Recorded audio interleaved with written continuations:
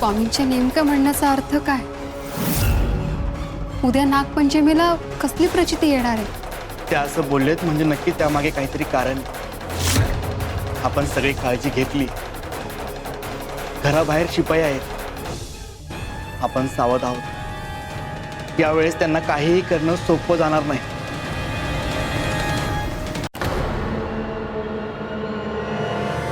आम्हीच घेऊन गेलो होतो याचा बाळ.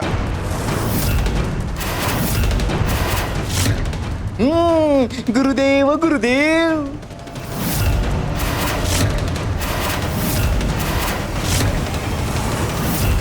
झालं, निकाल लागला. सुभेदार साहेब ऐकलत ना, यांनी गुन्हा मान्य केला.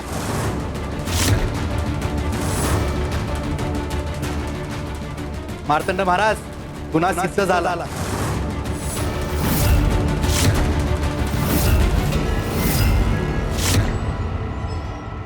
स्वामी, मला आत्तापर्यंत वाटायचं की माझं दुःख खूप मोठं आहे, पण आता जाणवतंय की हिचं दुःख माझ्यापेक्षा कितीतरी मोठं आहे. माझं दुःख मी निदान बोलून तरी दाखवू शकतो, पण हिच्याकडे तर शब्द पण नाहीत. दुःख सांगायला माणूसही नाही, तरी पण ही दुसऱ्याच्या दुःखाची काळजी घेते. स्वामी,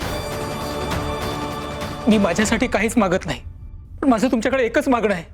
आधी हिचं दुःख बरं करा, हिचं दुःख कमी करा.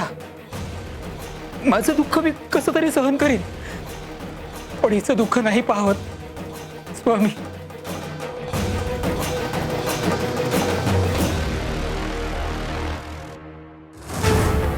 तुझी प्रार्थना आम्ही ऐकली बाळा. आम्हाला सगळ्याच भक्तांची काळजी वाटते आणि सगळ्या भक्तांचे आजारही आम्ही बरे करतो. काहींचे शारीरिक, मानसिक, कोणाचे नैतिक तर कोणाचे वैचारिक. बाळा, शारीरिक आजार औषधांनी बरे करता येतात, पण वैचारिक आणि नैतिक आजार मात्र माणसाला स्वतःच्या आत डोकूनच बरे करता येतात. हे नेमकं काय बडबडताय तुम्ही? खटला चाललाय तुमच्यावर, इकडे लक्ष द्या. आरोप केले त्याची उत्तरं द्या. नेमका तुमच्या वागण्यामागचा हेतू काय ते आधी सांगा.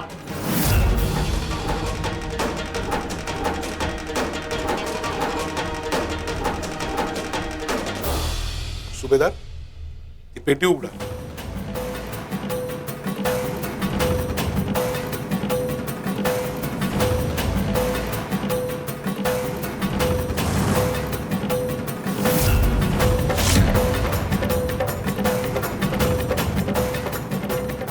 स्वामी, ही पेटी रिकामी आहे.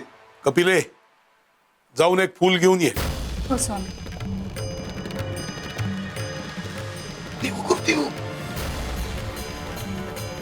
हे नेमकं चाललंय काय? हा खटला कुठे चाललाय?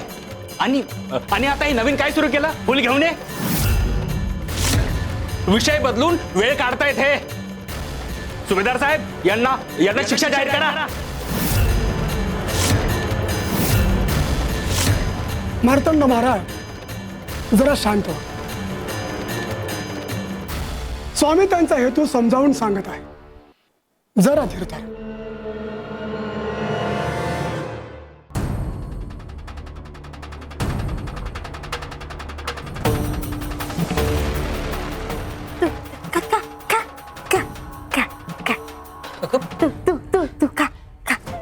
हिला स्वतःची भूक कळत नाही, स्वतःचं दुःख कळतं की नाही कळत तेही माहिती नाही, पण हिला माझी भूक मात्र कळली. हे माझ्यासाठी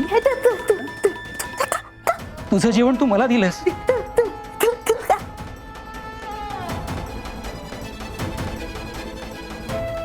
आजपर्यंत माझा इतका विचार कुणीच केला नाहीये ग. तुला माहितीये माझ्यासोबत काय झालं? हा डाग दिसतोय तुला? ह्या एका डागामुळे अख्ख्या जगाने मला नाकारलं. ज्यांच्यासाठी आतापर्यंत जगलो त्यांनी सुद्धा माझ्याकडे पाठ फिरवली. सगळे लोक मला पाहून दूर जाऊ लागले, जणू मी माणूसच नाहीये.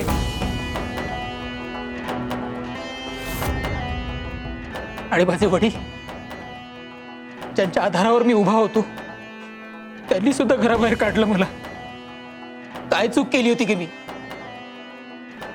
आजारी पडलो एवढंच ना. हा माझा आजार, माझा अपराध झाला आणि सगळ्यांसाठी ओझं झालोय मी. कधी कधी वाटतं ह्या आजारापेक्षा लोकांच्या नजरेत जास्त त्रास देतात. माझं घर गेलं, माझी माणसं गेली, माझ्यावरचा विश्वासही गेला आणि शेवटी माझा सुद्धा माझ्यावर विश्वास नाही राहिला.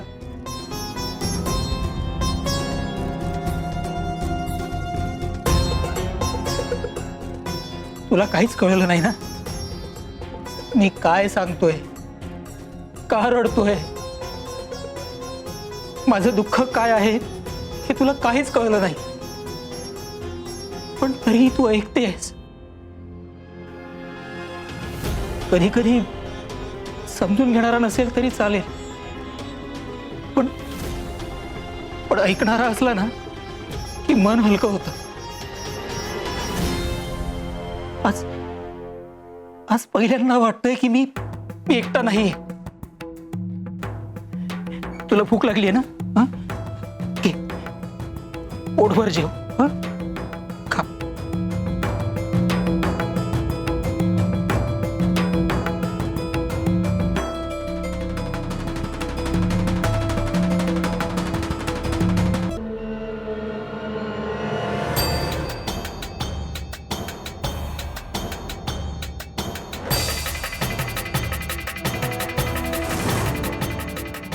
सुभेदार, ती पेटी आता बंद करा.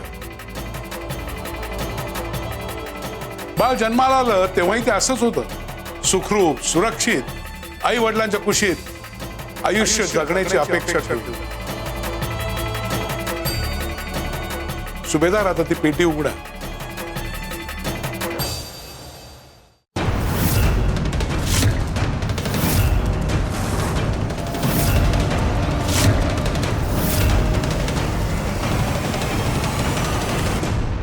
बघितलं सुभेदार, हे असंच त्या बाळाभोवती परिस्थितीने काटे निर्माण केलेले. स्वामी, तुम्ही आम्हाला काय समजावू पाहता? आता बाळाची अवस्था ही अशीच आहे. त्या बाळाने कोणाचं काय बिघडवलं, त्याने कोणाशी वैर केलं, त्याला कोणाच्या भांडणाची काय माहिती. पण मोठ्यांच्या भीतीने, हट्टानी आणि अहंकाराने त्याच्या भोवती काटे उभे केले.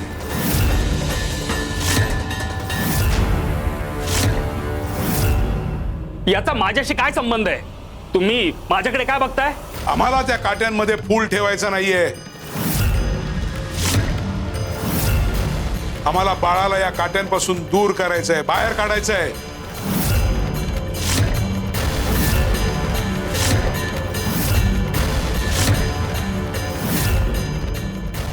स्वामी देवा, हाताला लागेल.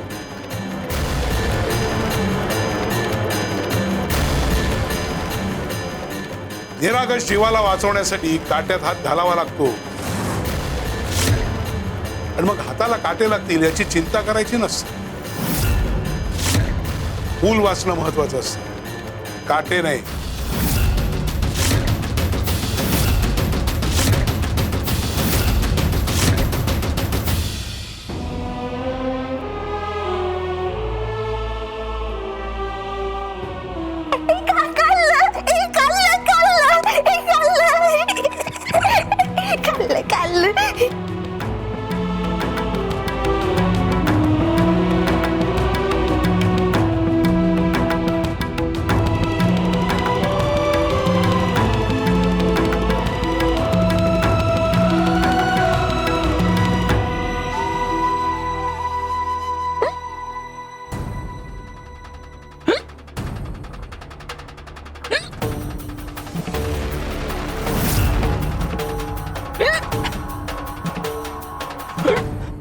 आणि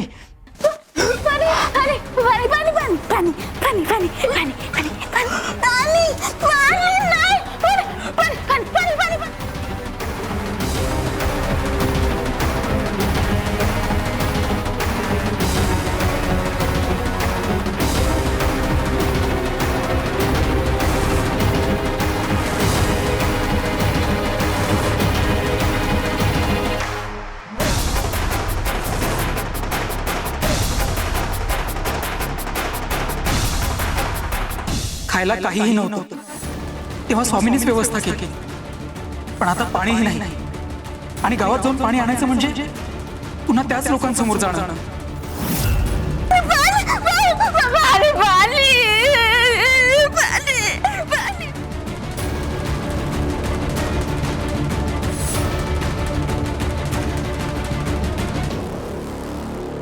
सुभेदार साहेब, हो हे स्वामी काय बोलतायत हे तुम्हाला तरी कळतंय का? काय अर्थ या सगळ्याचा? फुलाला काट्यातून काढायचं म्हणजे काय? अहो आई बाप आहोत आम्ही त्याचे. आमचं बाळ म्हणजे फुल आणि आम्ही कोण? काटे. असंच म्हणताय ना तुम्ही? स्वामी, तुम्ही आम्हाला काय समजावू पाहताय हे खरंच आम्हाला कळत नाहीये. जरा तुम्ही या सगळ्याचा उलगडा करून सांगाल का?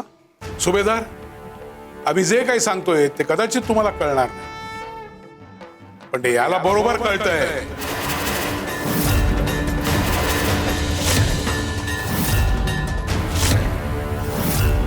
असं कोड्यात बोलून काय उपयोग? सगळ्यांचा वेळ वाया घालू नका. खटला सुरू आहे तुमच्यावर. जे आरोप आहेत त्याचं उत्तर द्या. सुभेदार साहेब,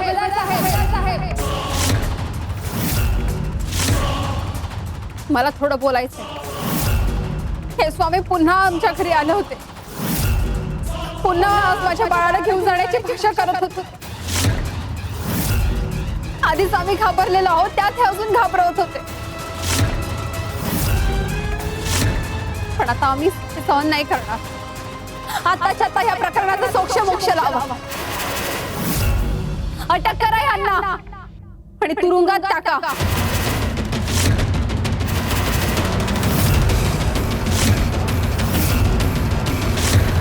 राधा, अगं काय बोलतेस तू? स्वामींना अटक करण्याची भाषा करतेस? राधा, तुला जाणीव आहे का तू कोणाबद्दल बोलतेस ते? हे बघा, मला फक्त माझ्या बाळाची काळजी. माझ्या बाळाला माझ्यापासून कोणी घेऊन जाऊ नये, माझ्या बाळाला कोणी हात लावू नये, एवढंच वाटतं मला. राधा, अगं आकाशाला बंदिस्त करू शकतो का आपण? काय? तेच, आकाशाला 4 भिंतीत बंद करू शकतो आपण? नाही ना. अगं मग स्वामी देवांनाही बंदिस्त करणं कसे शक्य आहे? राधा, स्वामींना रोखण्यापेक्षा आपल्या भीतीचं कारण शोधा.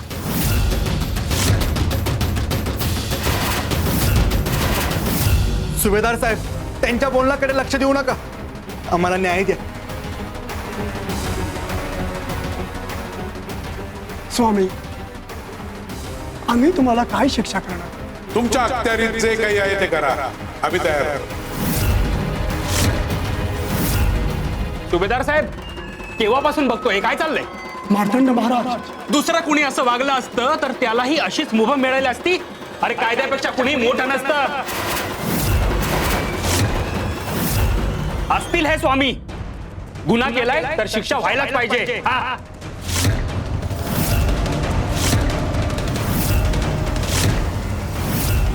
स्वामींना शिक्षा करण्याची वेळ यावी असं आम्हाला अजिबात वाटत नाही.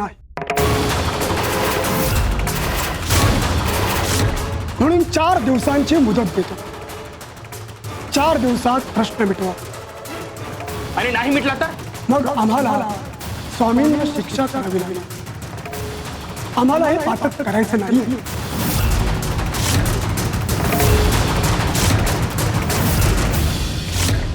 पण 4 दिवस कशासाठी?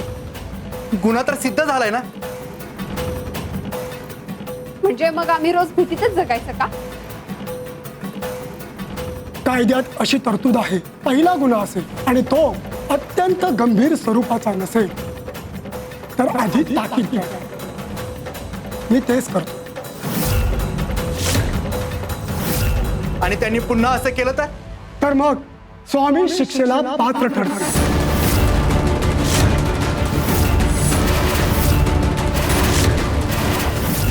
आणि तसंही तुमचं बाळ तुमच्याकडे आहे ना.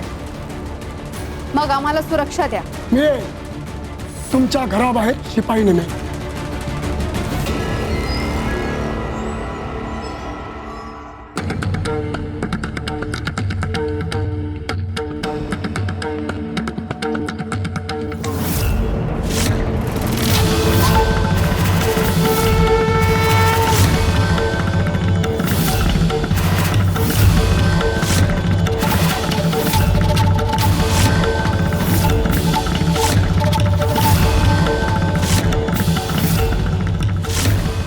शिवनाथ, राधा, बाळाच्या आयुष्यातील काटे आम्ही दूर करणारच.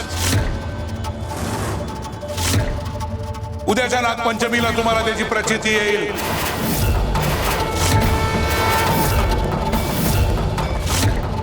शिवशंकर शंभो.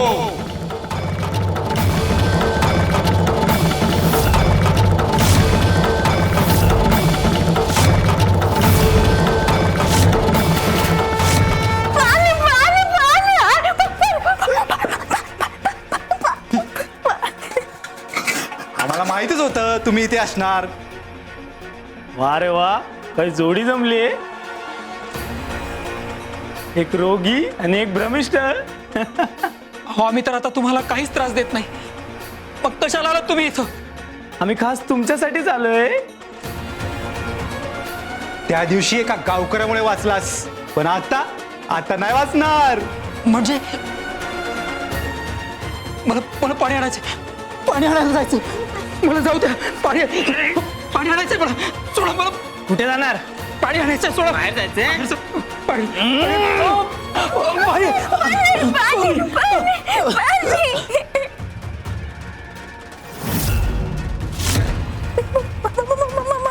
माझा देव, माझा देव, स्वामी, स्वामी. हे आता स्वामींना बोलवतेस? स्वामी आता येणार नाहीत. तुम्हा दोघांना इथेच खितपत मारायचंय. भूक लागली तर उपाशी मरा, पाणी हवं असेल तर तहानेने तडफडून मरा, पण आता तुम्हाला इथून बाहेर जाऊच देणार नाही. आम्हाला फक्त पाणी हवंय. पाणी हवंय, फक्त पाणी आणू द्या. पाणी. पाणीच काय, आता तुम्हाला अन्न सुद्धा मिळणार नाही. हो, असं करू नका. आम्ही तुमचं काय बिघडवलंय? पाणी. गावाने नाकारले ना, मग आता गावाच्या बाहेरच मरा.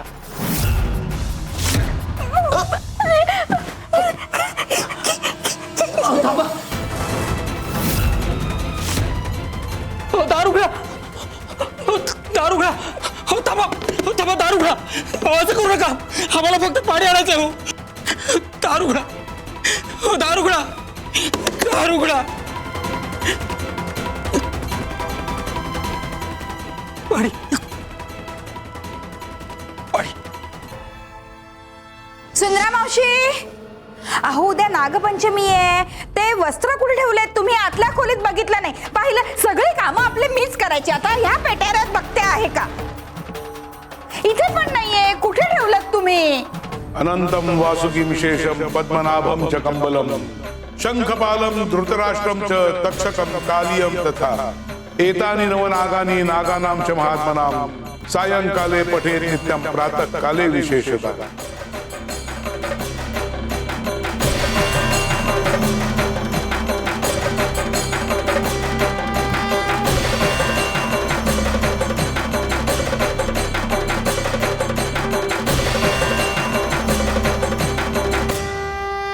सुंदरा मावशी, स्वामी कोणता स्तोत्र म्हणताय तो? अहो, उद्या नागपंचमी आहे ना.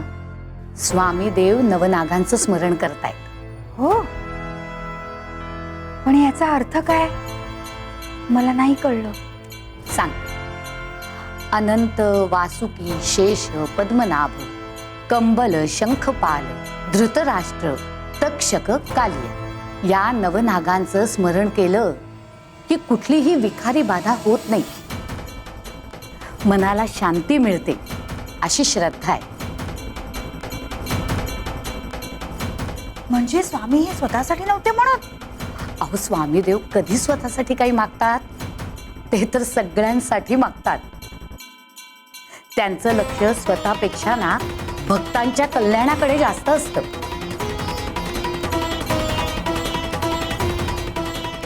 सगळ्या सेवेकरांना, भक्तांना नागदेवतांचे आशीर्वाद मिळावे, त्यांच्या मनातली भीती दूर व्हावी आणि त्यांना कुठलीही विखारी बाधा होऊ नये म्हणून स्वामीदेव हे स्मरण करतायत. खरंच स्वामी आपल्यासाठी किती करतात ना. म्हणजे आपल्याला एखादी गोष्ट हवी असेल तर ते आपल्यासाठी आधीच प्रार्थना करतात. अगदी बरोबर बोललात गयाताई. श्री स्वामी समर्थ.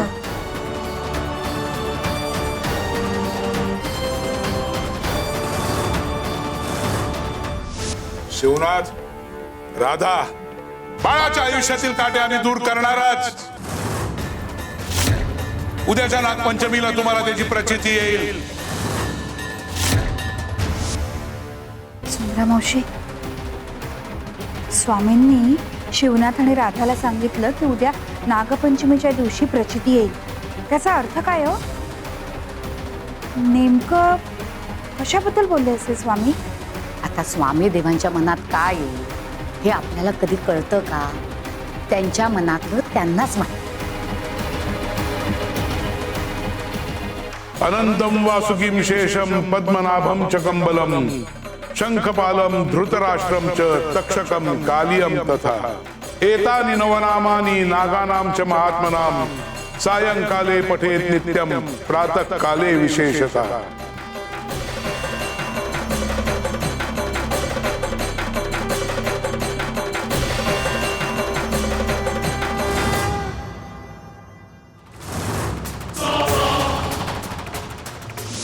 शिवनाथ, राधा, बाळाच्या आयुष्यातील काट्याने दूर करणाराच.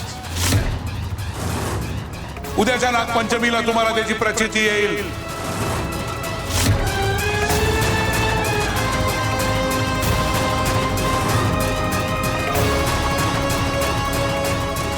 अहो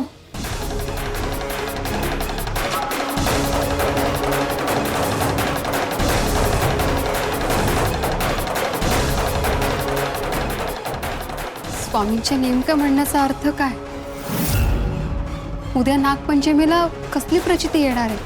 त्या असं बोललेत म्हणजे नक्की त्यामागे काहीतरी कारण आहे. आपण सगळी काळजी घेतली. घराबाहेर शिपाई आहेत. आपण सावध आहोत. यावेळेस त्यांना काहीही करणं सोपं जाणार नाही.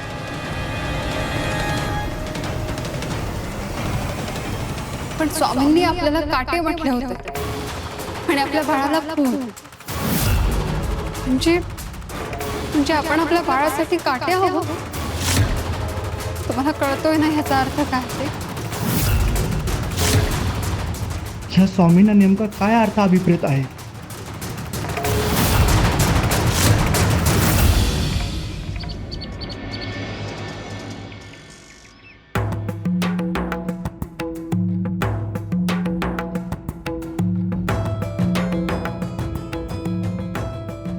गयाताई,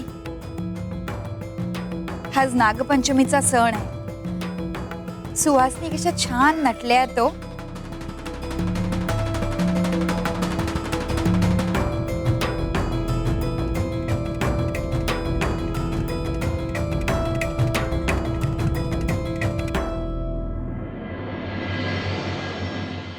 काय ग रखमा, सखू, काय झालं? काय दुर्दैव आहे. आज इतका मोठा नागपंचमीचा सण आहे. अख्खं गाव हिंडलो पण नाग कुठे सापडलंच नाही. आज नागाचं पूजन कसं करायचं? सकाळपासून शोधतोय पण नाग काही दिसला नाही. नागपंचमीच्या दिवशी असं पहिल्यांदाच घडतंय. कपिलाताई, अहो माझ्या मनातही पाल चुकचुकली. आज नागपंचमी आहे आणि नागदेवता गाव सोडून कुठे गेले असतील? तुम्हाला काय वाटतंय? काय झालं असेल असं? आपण स्वामींना गळ घालूया, तेच आपल्याला दर्शन घडवतील. हो.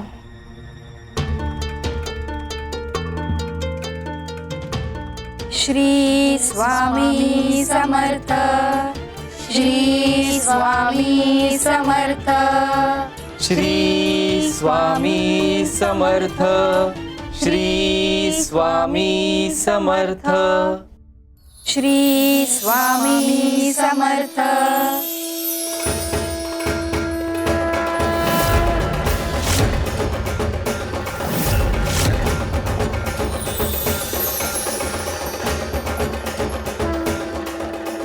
हे काय होत आहे?